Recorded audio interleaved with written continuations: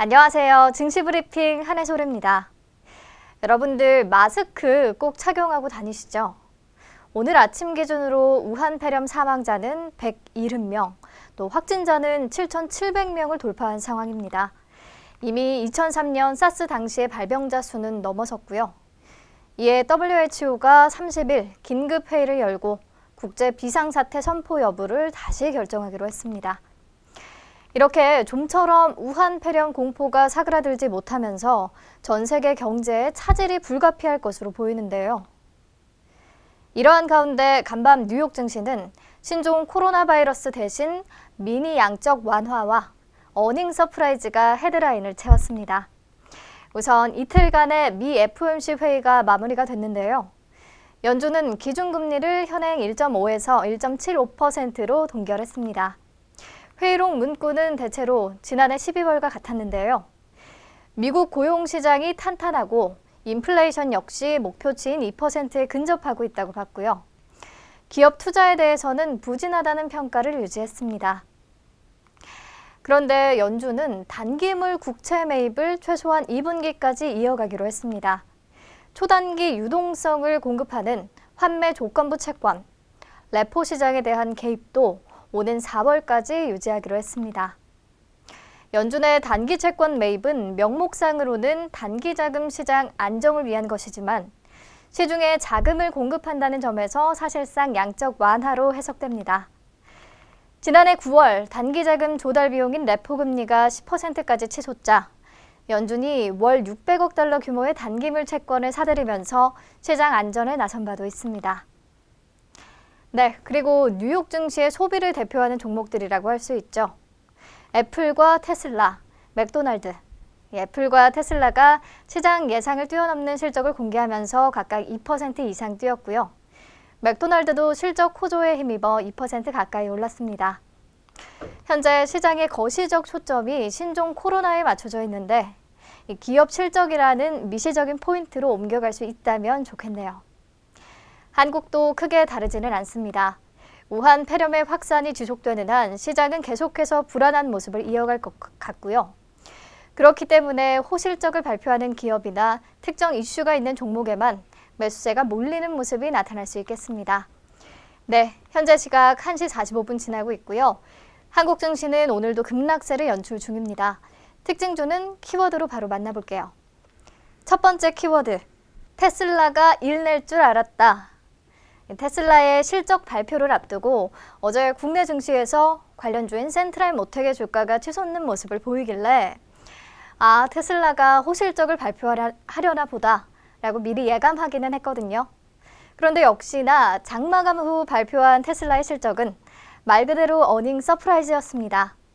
4분기 주당 순이익 2.14달러, 수익은 73억 8천만 달러를 기록했다고 밝혔는데요.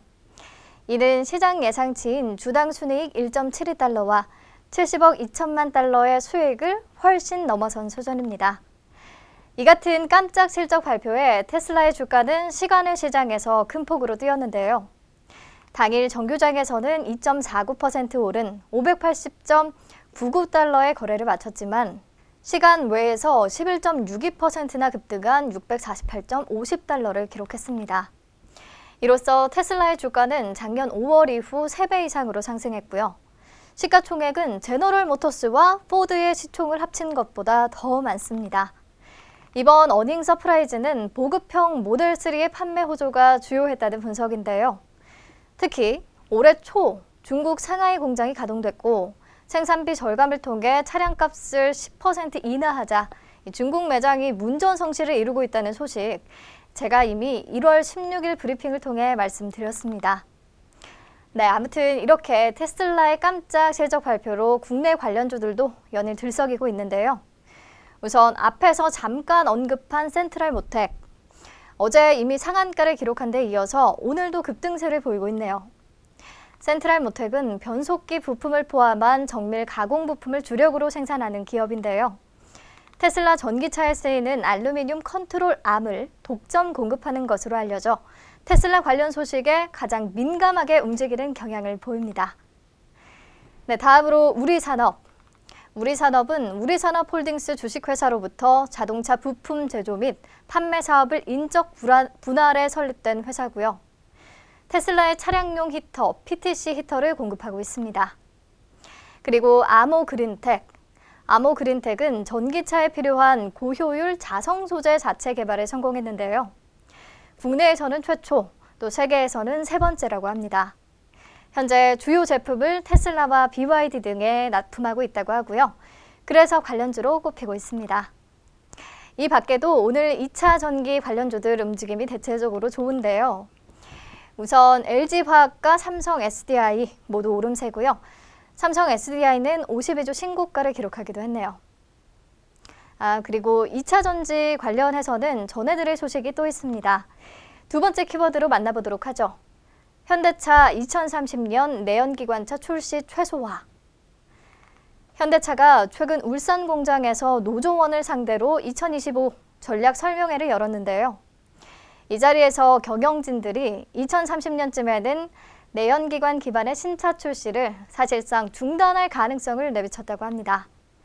10년 뒤부터는 가솔린 디젤 엔진을 단 이 신차를 거의 출시하지 않고 기존 차량의 연식 변경 모델만 내놓겠다는 구상이고요. 동시에 전기차와 수소차와 같은 친환경차 생산, 판매에 주력한다는 계획입니다. 실제 친환경차 확대를 위해 전용 생산 라인도 구축하고 있는데요. 울산 1공장 일부 생산 라인을 전기차 전용 라인으로 바꾸는 공사를 추진하고 있고 이 공장에서 신형 전기차를 생산해 판매할 예정입니다. 이에 삼화전기, MS오소텍, 신흥 SEC, LNF 등 전기차 관련주와 또 포스코케미칼, 상신 EDP, 코스모화학, 대보마그네틱 등 2차 전지 관련주들 모두 빨간불입니다. 네, 이제 내용 바꿔서요. 오늘도 우한 폐렴 관련 특징주들 안 짚고 넘어갈 수 없을 것 같아요. 세 번째 키워드, 신종 코로나 바이러스 관련주는 화수분. 네, 매일 새로운 종목이 계속해서 더해집니다. 우선 리더스 기술투자, 회사가 지분을 보유하고 있는 마이크로사이언스 테크는 천연물을 기반으로 한 살균 소독제 바이오 크린액트를 개발했는데 이 소독제가 코로나 바이러스 시험 성적서를 보유하고 있는 것으로 알려졌습니다. 정부 요청으로 바이오 크린액트 샘플을 제출했고 이달 31일부터 중국 한인회와 협력해 구호품으로 제공할 예정이라고 하네요. 리더스 기술투자는 마이크로사이언스 테크의 지분 8.85%를 보유하고 있습니다. 네, 다음 코디엠. 언론에 따르면 코디엠이 주요 주주로 있는 퓨처 메디신이 최근 코로나 바이러스 치료제 특허를 등록하고 개발에 속도를 내고 있는 것으로 전해졌습니다. 사스와 메르스 코로나 바이러스 치료제 관련 특허인데요. 이를 기반으로 변종 코로나 바이러스에 대한 효능 확인과 추가 연구를 통해서 스펙트럼을 확대한 치료제를 개발하겠다는 계획을 전했습니다. 상한가에 진입하기는 했는데 좀 위험해 보이기는 하네요. 그리고 마지막으로 미코. 미코는 자회사인 미코바이오메드가 코스닥 기술 특례 상장을 위한 기술성 평가를 통과했다는 소식에 감사합니다.